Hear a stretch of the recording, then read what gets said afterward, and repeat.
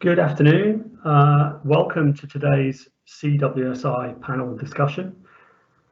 Today we're going to be discussing how organisations can quickly and securely implement remote working technology and practices to keep your employees engaged and productive, and to ensure you can provide your customers with the products and services they demand. Many of you on the webinar will know who we are here at CWSI and what we do. But for those of you who are new to our organisation, we've spent the last 10 years working with some major global organisations in both the private and public sectors to enable secure mobile and remote working. One of our strong beliefs is that work is an activity, not a place, and we really do believe that anything you need to do to be able to operate your business, you should be able to do from a remote device. Today, we're going to be focusing on providing some practical tips and some advice that hopefully you can put to work in your business straight away.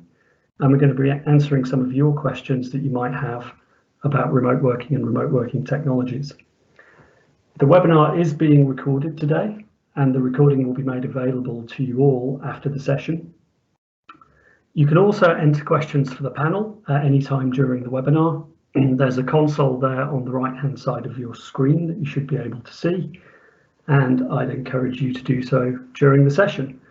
We'll review any of those questions at the end of the session with our panel.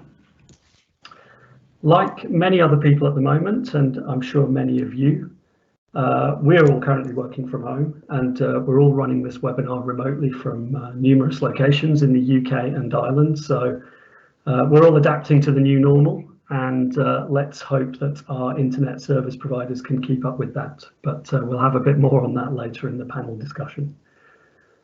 My name's Paul Line. I'm the Commercial Director here at CWSI, and I'm joined today by a number of my colleagues on the panel, each with their own area of expertise. Between them, they have around 50 years experience in mobile and modern working, although I don't think they'd probably thank me for saying that. But I'd like to ask each of our panelists to quickly introduce themselves and tell us a little bit more about what they do at CWSI. So firstly, Karen, would you like to introduce yourself, please? Absolutely. Thanks, Paul. So my name is Karen McCaffrey. I've been working with CWSI since the company was founded, and I'm responsible for the customer success and sales channel within our Irish business. I would like to say I'm proud to say I have over 20 years experience, but I guess that's kind of showing my age, but I do have 20 years experience in the mobility space. That's pretty much me, Paul. Thanks very much, Karen. Over to you, Philip. Thanks, Paul. So my name is Philip Harrison. I am the CTO and one of the co-founders of CWSI. These days I have responsibility for the professional services department, so I would look after a lot of the deployments of solutions for clients. I also have the pleasure of looking after our internal IT for the business, and also our ISO 27001 information security system. So a lot of these topics here are key to my heart, both to the solutions we deliver and for ourselves internally. Right. That's brilliant. Thanks, Philip. And finally, Guido. Well, Guido Marchetti is my name. I'm relatively new to the team. I'm with the guys now almost 9 months, but I bring to the table 15 years of experience in traditional IT systems on-premise, and then helping customers transition into more modern cloud services like Office 365, Azure, and obviously modernizing their workforce in doing that as their applications move to more flexible ways of working.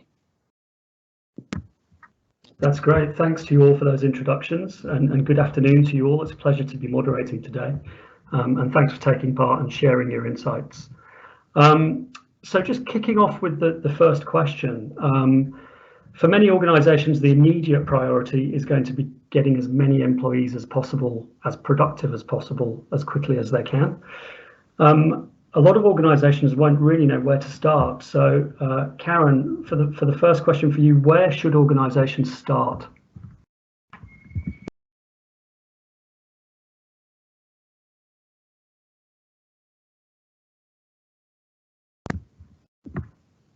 Karen?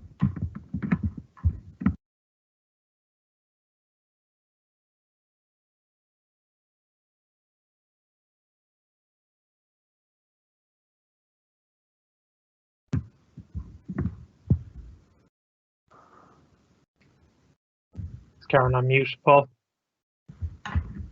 Karen, if you can hear us, please unmute yourself.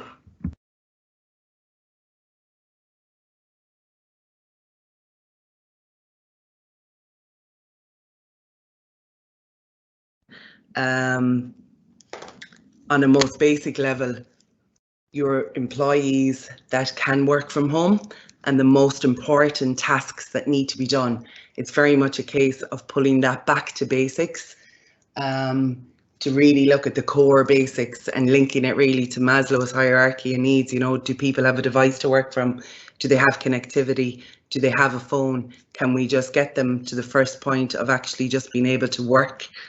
I think as we move past the initial stage of kind of frenzy and the panic around unexpectedly sending our fleet of people out to work from home, that's really then when you can kind of progress and move into kind of from business continuity to business as usual and the new normal. And at that stage, I think there's an opportunity to really take stock, look at all the people that you have out now that are working from home, regardless of the device that they're working on. And by this stage, you're probably considering looking at a BYO model, looking at your staff that have iPads or tablets at home that you can actually get them to leverage now so that they can get connectivity and access work services so that they can work. And really it's a case of, you know, once you hit that kind of ground zero that everyone is working, then it's a case of tweaking that and looking to see how can you improve that experience now. Is that a case of, for some organizations, it might be a case of actually starting with a blank canvas to design a strategy. For others, it's a case of looking at tweaking strategies and zoning in on different kind of subset of employees to look at the devices they're coming in on, look at what kind of connectivity and bandwidth they have, and really protect them. And I guess when you talk about protecting them, the three key things that really we're looking at that we'll probably get into as we go further through the session today is, you know, protecting access, protecting identity, and ultimately protecting data. But I think the first stage is, you know, get the basics right, get everyone out there productive. Once you hit that stage, then you can start looking into, you know, how do you improve the security? How do you improve connectivity? How do you improve culture? How do you improve experience? Great, thanks very much, Karen. You picked up on a couple of interesting points there, one of which was around devices and the devices people are working on. Clearly, not everybody will have a corporate device that's been provided by their employer. Many employees will be accessing via a personal device at home, a BYOD device. So Guido, just in terms of the second question around those devices, how easy is it to repurpose some of these devices to enable employees to use them as business devices, and how can organizations go about doing that?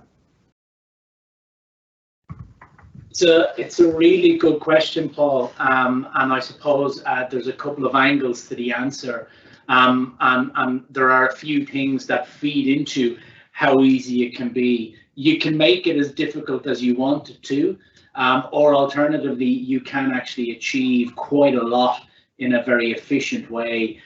Some of the key things that feed into it are where your infrastructure is, and when we think about where your infrastructure is, what services are they connecting to?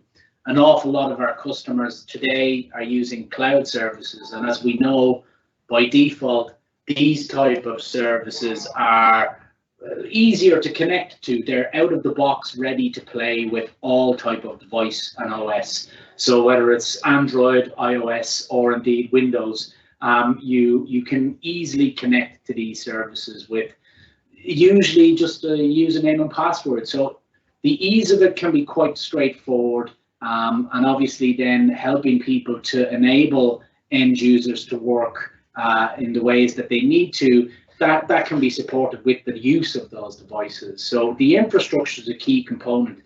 If you have Microsoft technologies like Office 365, Google Mail, or indeed other cloud services for your line of business application, you may have some controls wrapped around them at the moment, You may have things like multi-factor authentication, all these type of scenarios. That shouldn't stop them from being able to use personal devices.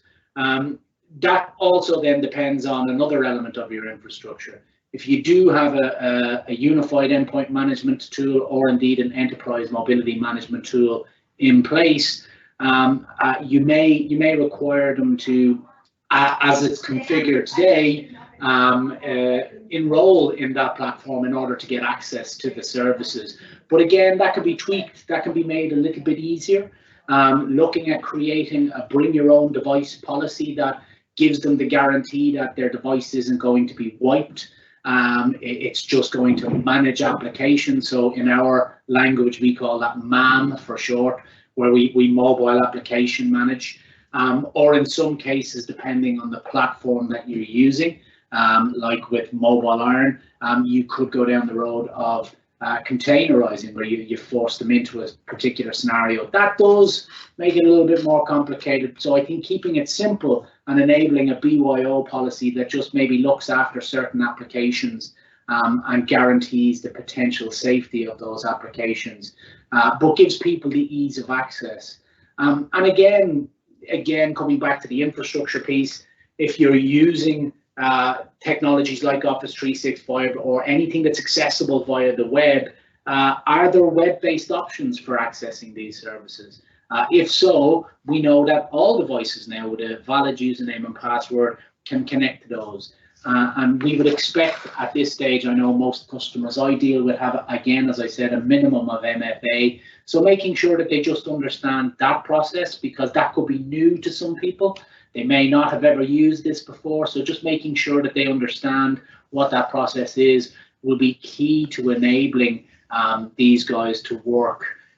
I think another consideration then that does need to be given is just in terms of what type of device they're working on. One of the shifts we might see is that if there's expected outputs, for example, if somebody in accounts is forced to work from home, maybe their machine is a Windows 7, it's a very, very old version of Excel or something like that, and they're forced to go into just Excel online, or if they have the ability of connecting their Android or iOS device to the online platform to get the data, how they're able to interact with the data now. So the output of their work might be slightly changed due to the fact that they could be dealing with a slightly limited version, but enough to give them what they need to work.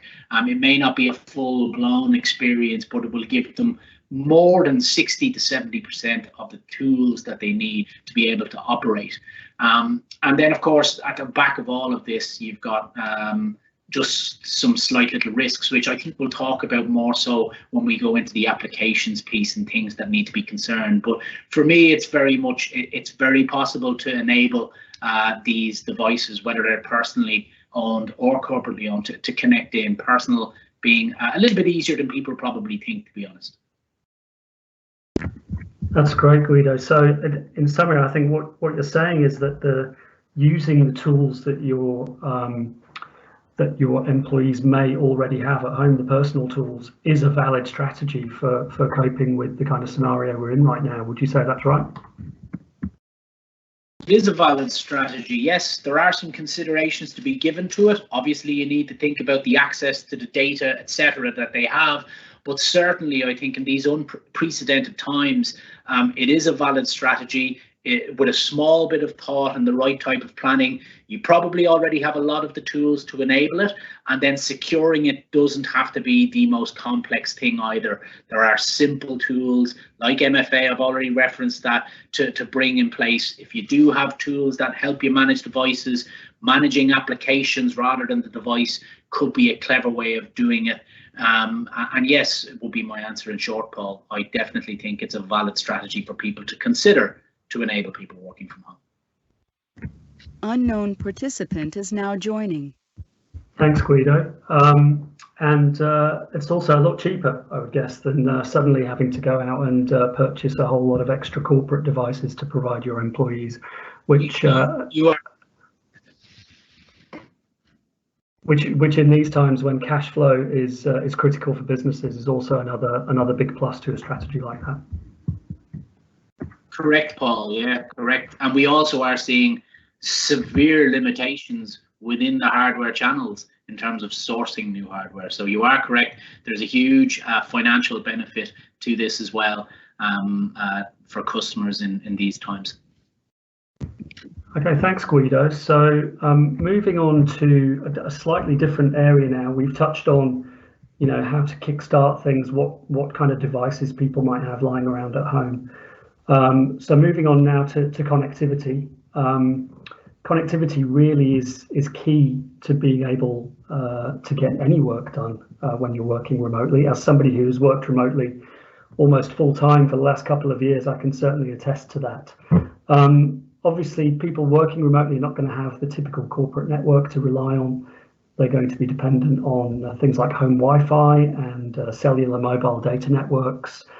Philip, what can organisations do to best cope with this scenario where they may have users using non-typical networks, shall we say, to try and access the data that they need? Yeah, so for me, I think there's kind of three key considerations around connectivity. The first is whether the connectivity users have in their homes is capable of allowing them to do their work. So is it, bandwidth wise and speed wise?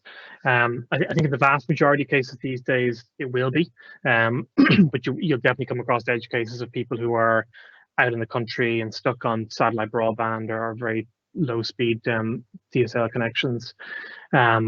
But in a lot of cases that doesn't knock those users out. They may not be able to benefit from video conferencing or live remote desktops, but I think they can still work. So it's a matter of kind of adapting to that. And then I think this might sound like a bit of a sales pitch, but we work with a couple of partners, the likes of NetMotion, that will compress traffic in line, and they have kind of some clever technology around keeping sessions alive so that if connectivity is patchy, the user experience is less impacted. So I think stuff like that is worth thinking about. And then the other thing I think is worth considering, there are caps on home broadband connections, but the reality is, compared to the likes of streaming video on Netflix, what we use for remote access is a tiny amount of data. It's just a blip, really. And for that same reason, I don't personally expect there to be huge issues with ISPs delivering the bandwidth that people need to work from home over the coming weeks and months. In a lot of cases, they're already delivering it to the business, or they're used to delivering you gigabytes of data for Netflix later in the evening. So I don't think there's going to be any major problems there. The next one then, I guess, is whether the connectivity users have from home is secure enough for business use. So again, I think for the vast majority of services, they're now delivered over encrypted protocols. The likes of HTTPS will carry most traffic these days. So I actually think the risk of home Wi-Fi is very, very low, really, for most use cases, most work use cases anyway. And then the last one is just whether the connectivity gives users access to what they need to get access to. So obviously it just dumps them out onto the public internet. This is definitely more difficult. It's not going to be realistic to be putting site-to-site VPNs in place from people's homes, and in fact you wouldn't want to do that anyway. So ideally your remote access solutions are either internet facing, so their cloud services are open to the internet, or they're behind some sort of very light client VPN that users can install on their home PCs or whatever device they're going to be connecting from. Just a kind of a complete aside there, I think just given that this is a fairly unprecedented situation, it's probably worth considering that that most home broadband connections are so stable these days that they in effect have a static IP address, and I don't think firewall whitelisting, IP whitelisting, is beyond the realms of possibility for kind of rapidly giving access to remote solutions.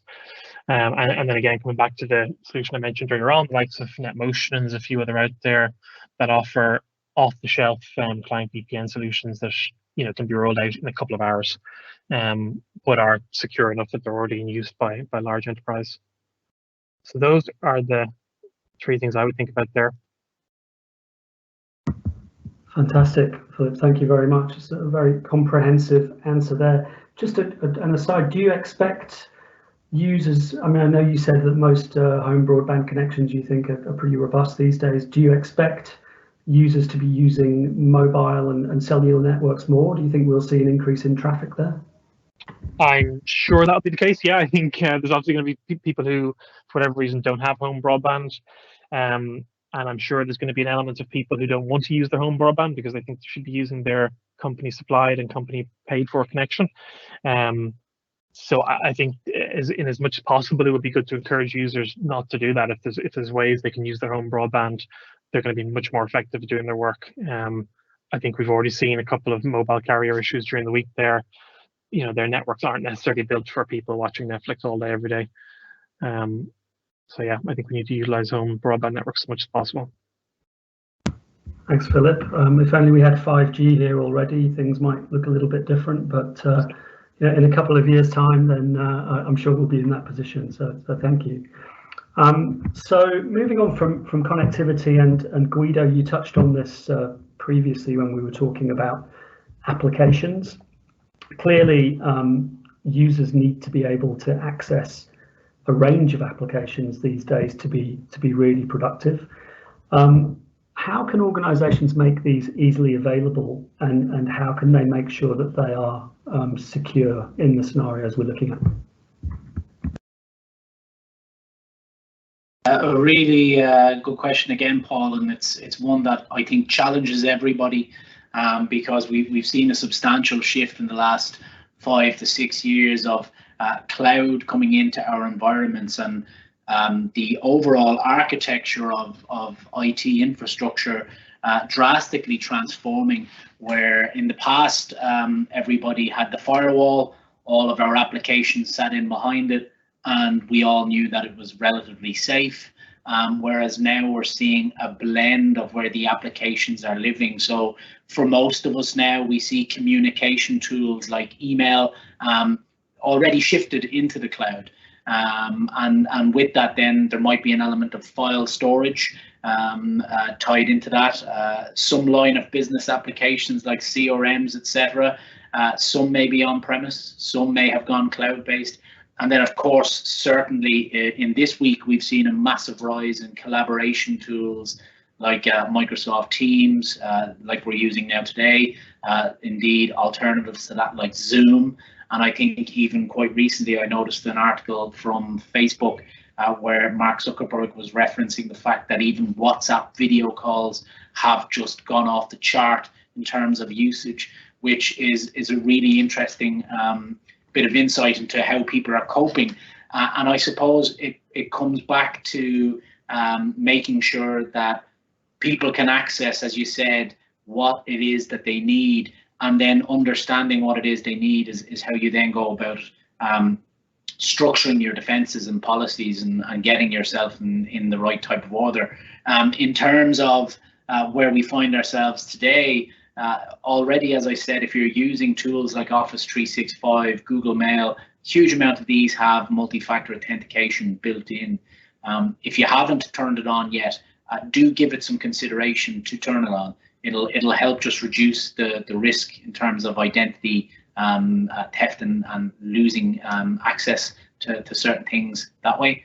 Obviously, most people that I've spoken to are using a blend of cloud services, so tools like Office 365, as well as traditional VPN technology. So just making sure that your VPN is in place, that everybody has access to it. Have a process to maybe help people that are remote to install a VPN client onto their machine.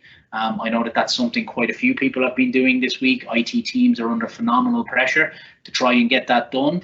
And while it's a more traditional way of doing it, it is a very effective way of allowing people back into silos that are behind the firewall to get access to their data. And really, it's a bit of a two-pronged approach. You're going to have a think about where all of the data and access is going, where people are connecting to and how they're connecting, and what type of device. And then just have the appropriate. It's not a silver bullet, unfortunately. There are lots of different moving parts that people are going to have to think about So having that hybrid approach where if it's cloud-based, maybe leverage managing identity a little bit more than you would have done. If you have the capability of managing devices, try and leverage that to your capability. If you're not managing devices, try and manage the applications, as I already referenced beforehand. If that's not possible, limit the download capability of some of these tools. A simple tip that we give to everybody when looking at their Office 365 access, particularly to make sure you're not getting spoofed, is to brand your Office 365 login page. If you haven't done that, and now you've got users that aren't used to using that, brand it. It's easily done, probably take you about 5 to 10 minutes to do it. If anybody wants to know how to do it, just let us know and we'll send them the how-to piece or give them help if need be. But it is generally a very quick thing to do and can help a lot. People get a sense of security, even just seeing company branding and an image of maybe your office that is familiar. So taking that approach with your cloud-based scenario, and then obviously leveraging your VPN technology for on-premise. If you're lucky enough to have other tools like Citrix, etc., obviously do look to leverage those if possible, if technically possible. Try to avoid complexity where you can, but don't forget about the security side of things. It is important to remember it. I think one thing that will fall out from all of this when it comes to applications, and I've already had a few people admit this to me, they've enabled things like Microsoft Teams.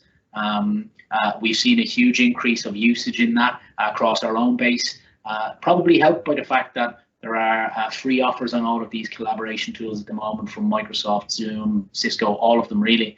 But I think people also need to realize that if you have allowed access to these services, it's going to be very, very difficult to take those services back as the dust begins to settle on the situation we find ourselves in. So if you haven't planned to roll it out and have just allowed it out, you will absolutely need to plan or start to think about how you're going to manage it moving forward.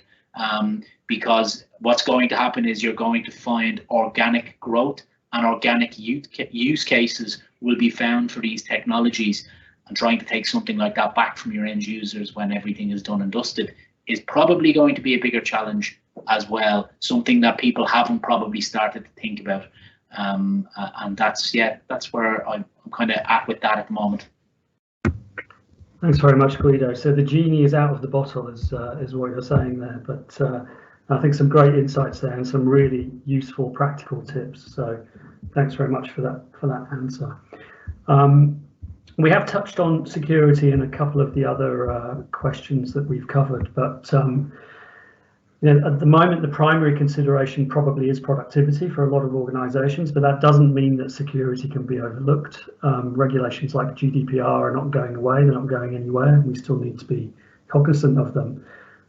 Philip, since you're responsible for not only helping our clients with security, but our own internal security here at CWSI, what simple steps can organizations take to really help with security in times like these? Yeah, okay, so I think it's quite an important one, because a core tenet of any information security management system is that your security posture isn't weakened during a business continuity or disaster recovery event. It's very easy just to start throwing things out there, but it's key not to do that, because as somebody said there, the bad guys are still out there. So the kind of things to think about here, I think, are some of the stuff we've already talked about around connectivity, so the likes of VPNs, if at all possible. Guido's mentioned MFA or two-factor authentication a number of times, and it really is essential for any remote access solution. It would be crazy to making one available without two-factor authentication, but it's very easy to do these days, so it's really a no-brainer. I think data protection is more important than ever, given that users are going to be downloading or potentially downloading data to their personal computers. There's various solutions out there. So if you have the likes of Microsoft DNS, again, as Guido mentioned, you have the ability to make data available to people through a browser without allowing them to actually download the documents they're working on. If you've got a remote desktop solution or a Citrix solution, it may just need a bit more scaling, but it's a great way of achieving giving people access to data without having them download that data to their machine. Provided you do the basics like not enabling redirected drives and blocking copy and paste out of the remote desktop sessions. Wherever possible, if you can extend your existing security tools, so if you've got an MDM solution, a mobile iron or AirWatch or EMS, get it onto as many devices as possible, even if they're BYOD devices, as Guido mentioned earlier on. If you're going to facilitate BYOD, particularly on mobile devices, I think you should give strong consideration to a mobile threat defense solution, which is essentially antivirus for mobile devices. It's particularly important on Android devices, especially older Android devices that people typically have personally, because they may not be up to date. And MTD will just make sure that you can be comfortable that the device is secure before you put your corporate data down onto the device. I think ensuring employees know how to raise support tickets and security incidents while they're working from home. They may know how to do it in the office, but it's particularly important around security incidents if they're at home. Raise awareness of security. I mean, this is something people should be doing all the time anyway, but we've already seen coronavirus-related phishing attempts out there, so I think just making people aware of those. And then the last thing I think is just, you could probably come up with a short list of sort of some key security tips that you could distribute to users. So the likes of remembering to lock their computer, which they may not normally do at home. But if they've got some company data open on it, it's important they do that, especially if they're living with housemates. And then avoiding downloading data, particularly PII, if it's not required to do it. Try and leave it in your email client or wherever it is. So those are some of my key thoughts there.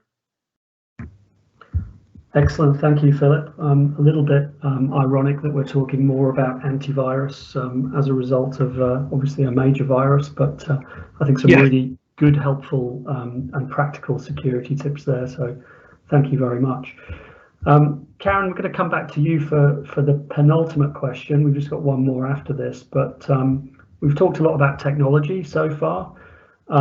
Obviously, this is something that everybody is needing to adapt to as an individual and as a person. So what about the people and the cultural side of what's become enforced remote working? What are some of the things that organizations should or could be doing to make sure people are informed and to ensure that they retain their well-being?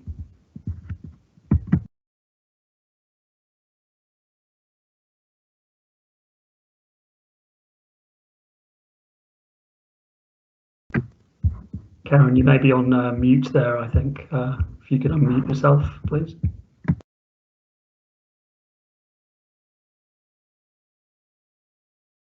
Are we experiencing those connectivity issues that I said would never happen? I think we might be. Does anyone else on our panel feel they'd like to take a swing at this one?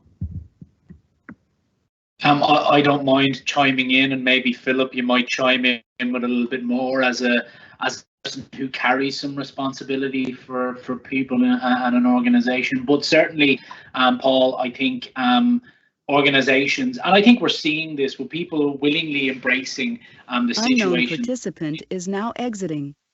I think there is a desire for everybody to put their employees' health first and foremost, and make sure that they're giving them access to the tools that will allow them to do their jobs to the best of their ability in this difficult time. I think we're seeing some really, really good examples of it. I think we're seeing lots of other companies, large multinationals, kind of stepping in and offering services to people, and indeed even some of our own partners offering services to people so that they can kind of overcome some of the challenges that they may have been faced with. I think as this continues, I think it's going to become imperative that companies continue to communicate to people throughout the whole process of how they're going to manage the fallout, how they're going to continue with their business. I think we're seeing a pretty good response at the moment across most verticals in terms of trying to keep their shoulder to the wheel, trying to keep their businesses as operational as is possible. Obviously, there are some verticals that have felt this far more severely in a much faster way, and it's really unfortunate to see that. But I do think that organizations culturally can start to embrace this. Yes, I think you're right. I think you mentioned earlier it's been forced upon us, but I think it's a great opportunity for companies to really take a step back, particularly as this starts to settle, and understand how this could potentially become the new normal for the foreseeable future. I really like that phrase that you used, that this is the new norm. I'm very fortunate, and I think we in CWSI are very fortunate that this kind of feels a bit like business as usual to us, because we don't all go to an office all of the time. We work so dispersed across Ireland, the UK, Europe, and we're quite familiar with this. But I can appreciate for other people, this is a bit of a cultural shock. But I think it's a cultural shock that they should probably look to hopefully embrace, and realise that, as a matter of fact, as things become more settled, this could actually be a big positive for people. Enabling a mobile workforce, having it as part and parcel of your culture, will probably start to have a long-term positive impact for people. I know in certain sectors, they're already seeing big challenges in terms of talent retention. And one of the big things, particularly for younger workforce members, is the ability to have this type of flexible working. So I think anybody that has been resisting it till now, or maybe wasn't sure about how to approach it till now, I think they're going to get thrown into the deep end. But I think overall, this will probably be a good thing for people to have come out the other end of and had experience of. Yeah, so I'd agree with that, Guido. I think it's probably a matter of just managing the transition for people who haven't been used to doing it into suddenly doing it, so that they're not left learning the hard lessons that some of us learned when we started work from home. Some of the kind of more practical things I think worth thinking about there are, how do you communicate your availability to your team? So one of the things we've experienced ourselves is that a lot of people have lost access to childcare, so they can't necessarily work 9 to 5. So they might be starting a bit early, they might be taking a couple of hours off in the middle of the day, and then they might be working a bit later. So think about how you can communicate that, whether it's through an out of office that says you're not out of the office, but you're just these are the hours that you're available, or your status in the likes of Teams. I think one of the things to think about is the how you kind of maintain a healthy culture while people are working remotely. And one of the things that we found quite effective is to, I was going to say enforce, but at the very least encourage users to use video chat as much as possible. So if they've got webcams, to use them, because I think it completely changes the dynamic of a meeting when you can look at the other people and see what they're up to. And it's not just about making sure that they're listening and not staring out the window at the birds. I think it has a meaningful impact on how engaged people are with each other. And then I think just thinking about the physical aspects of it. So what your work environment is actually like as a home office. It might not be something people think of immediately. So again, if you can kind of put together some tips on correct chairs to use, if you've got a proper screen, try to use it so you're not hunched over a laptop. Those basics that a regular work from home user probably already knows the answers to. Yeah, I would just to chime in there now that my connectivity issues are resolved. I think, Philip, your point about communicating your availability to the team when you're available and when you're not is key. But I also think it's really important that everybody is likely to have different times of availability now. And I think we run the risk of adapting this mentality that we're always on. And I think for all organisations, it's important to go out to make sure that their staff don't adapt that always on, that we all still kind of stick to, our normal working, our normal levels of productivity, if you like. And if we are working, if we're lucky enough to be working 9 to 5, and some of our colleagues have to work in the evenings or early in the mornings, that we know that not all emails or not all requests need an immediate action. So I think from the cultural point of view, it's important to instill that. It's important to take breaks. It's important to look after, your your work-life balance, if you could say. We have it at this time. And I think that's very important for everyone to kind of be cognizant of. And finally, then, you know, once we have rolled out remote working, it's about continuous improvement, really. It's about discussing it, getting feedback from everybody, looking at how we can adjust and improve it. And it's really an ongoing then, how do we review, how do we enhance? And if we are going to enhance, how do we communicate why we're introducing new layers onto remote working with our staff? So as we said earlier, people might go out with the basics and now they might be reviewing security.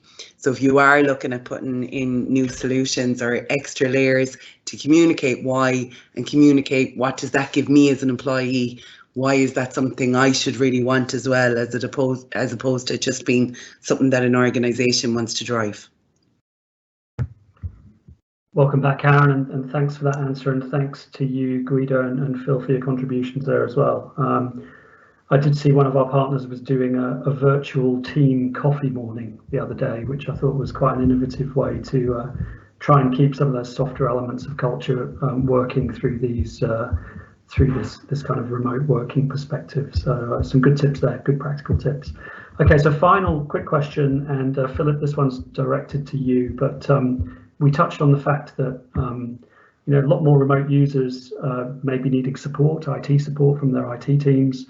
How do you think IT teams should be adapting to support this new normal, and what kind of things can they do to try and help? Yeah, so I think the first and most important one, just kind of listening through everything that's been said there, is that the IT is going to need to be more agile than ever, but not cavalier. I think we need to, you know, there's going to be projects to, whether it's roll out VPNs or to scale remote desktop solutions, they're going to need to move through project phases more quickly than they normally would. But it's really essential to keep security front of mind when doing this. And security shouldn't slow projects down. It doesn't have to, but it just needs to be kept in mind as the projects are progressing. I think another one is is trying to identify where there's skills gaps in your support team, who might be going from supporting a small number of home users who may look after themselves to the vast majority of people being home users who may, you know, have very little experience of it. So again, security is important there, but I think you can think of more practical stuff as well. So particularly if you're supporting BYOD devices, you might be now having to support older versions of Windows, maybe some Macs, maybe some Android, particularly old Android devices.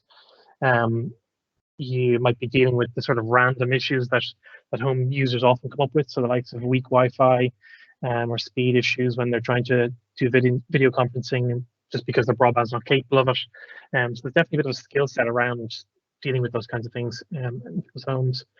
I also think it's important that support staff are familiar with what the remote working policy looks like and what's in there, so that you're not, you know, they're not encouraging people to do things they shouldn't be doing, and they know what to advise users of. And then a final one, I think, is just that it's important to quickly identify where the boundaries are in terms of what you will be willing to support in a user's home. You know, their home PC, is it in and out of scope? If there's malware on the home PC, is somebody going to spend 2 hours cleaning up malware to make sure that a manager can access their email? You know, how much time is it realistic for an IT team to spend troubleshooting Wi-Fi issues remotely? Can IT authorize the spend of upgrading somebody's broadband speed at home if they feel they need to do that to make things work? So I think those kind of questions are worth trying to answer quite quickly. Great stuff. Thank you very much, Phil. So we've covered our standard question set for the session. We do have a few audience questions. We don't have an enormous amount of time. I might just pick one of these. I think we do have time for one. I think this is quite an interesting one. Do you have any advice from the panel on the most cost-effective way to enable remote working? Obviously, times like this, cash flow is king. Any tips on kind of managing cash flow and costs when you're rolling out these kind of solutions? Yeah, so I'm happy to take that question, Paul. I suppose the two key things really in terms of rolling it out in the most cost-effective way and thinking about your cash flow. I think BYO is something that really should be considered seriously now, and leveraging the technology that your employees have to try and avoid going out and having to bulk purchase devices. But where you don't have that, and where for whatever reason you don't adopt a BYO policy, we are seeing vendors in the market, and actually one of our own partners have come out with solutions around device as a service. And I suppose there's two key interesting points about the device as a service model. So obviously it is what it says on the tin in terms of it is device as a service, but there is also an option around sale and leaseback where organisations have went out and have had to bulk buy hardware and expensive pieces of technology, where, you know, using this model, potentially they can sell that back and have a lease back model. That's something that we're working with some of our customers with at the moment. So I'd be happy to take it offline and go into further detail with anybody that is interested in learning a bit more about it. I think it's going to become something more relevant and more on the spot, really, with the times that we are in at the moment. Thanks, Karen. Just one for me, Paul. I suppose the sales guys and team maybe won't be impressed with this because it's not something that we do. But I think one thing to keep in mind is the likes of Microsoft Azure platform as a service. That it's a relatively simple process to spin up remote desktop environments in Azure to give users access to certain internal services. Again, just taking from our own experience in a sister company, we've had to do something like that over the last couple of days to give access to an accountancy solution. And you're really talking about a handful of hours to have a remote desktop solution set up that you can make available to users. So I think just keep platform as a service in mind. The Microsofts and Amazons of the world have lots of capacity sitting there if it's needed.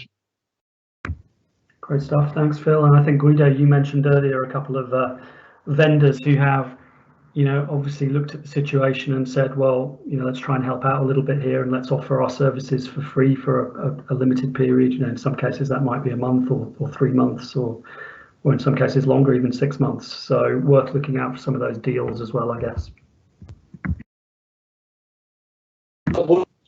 So if you're lacking any of the technology, do look out there. They're communicating these through social channels. I know Microsoft, Zoom, and Cisco have offered something. We also have a partner that if anybody's struggling from a I suppose mobile threat perspective, we have a partner in that space that is offering a free version of their offering as well. So if anybody would like to know a little bit more about that, that would help with kind of controlling the BYO scenario if you decide to go down that.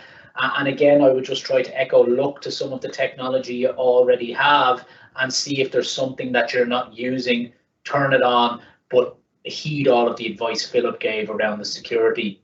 Do think about it before you turn it on, if indeed you can. Thanks, Guido. Okay, I'd just like to round off with just one final piece of practical advice from each of our panelists, if I could. In 10 seconds each, Philip, what would you like to leave the audience with? Yeah, so I think my key message is that most organizations already have the solutions they need to enable remote working, and most of your users already have the hardware they need at home to do it as well. It's just a matter of securely embracing bring your own device, which is absolutely possible. Thanks, Philip. Karen? Yeah, I think the key thing for me really, and I mentioned this already, is like I actually have looked a lot at the Maslow hierarchy of needs model now. I think it's very relevant, particularly as you migrate up the pyramid. So like it's the psychological basics, it's next step, the safety, the security, and the next step, the collaboration and the feeling of belonging. And I think, you know, if you take those three factors as kind of success criteria for your remote working policy, I don't think you can go too far wrong at all. Thanks very much, Karen. And finally to you, Guido. I'll come in finally with just a little bit of practical advice as a remote worker. Structuring your day for me was one of the biggest learning curves, adapting to working from a remote location. So I have found if you don't have one already, get yourself a little to-do list or an app, because for me, having that structure and just having a list of tasks that you know need to be done in that period of time is hugely advantageous. Now we know where to find you, Guido. We just have to add things to your to-do list. Correct, Paul. Correct. Okay, well, look, thanks once again to all my colleagues on the panel for sharing their insights with us. If you do need help to put in place or activate any of your remote working policies or technologies or plans, then you can get in touch with us. The details are on the screen now. You can go and look at our website, CWSIsecurity.com. We do also have a remote working hub on our website. You can access that via the link on screen, and you'll get this as part of the follow-up email, so don't worry. Where you can also download our remote working guide, and that will cover off many of the topics and tips and hints that we've talked around today. As I mentioned, the session has been recorded, and a link to the video and some of these other useful resources here on screen will be shared with you imminently. And we are also going to be running a series of virtual clinics over the coming weeks where you can simply join, drop in, ask questions, seek advice from some of the experts in our team. So if you do feel like you need to reach out for support and help, then please do. Watch your inbox for more details on all of these. Just finally, we hope you found today's session useful. A final big thank you to all of our panelists for their time and their insights, and thanks to all of you for attending. Thank you.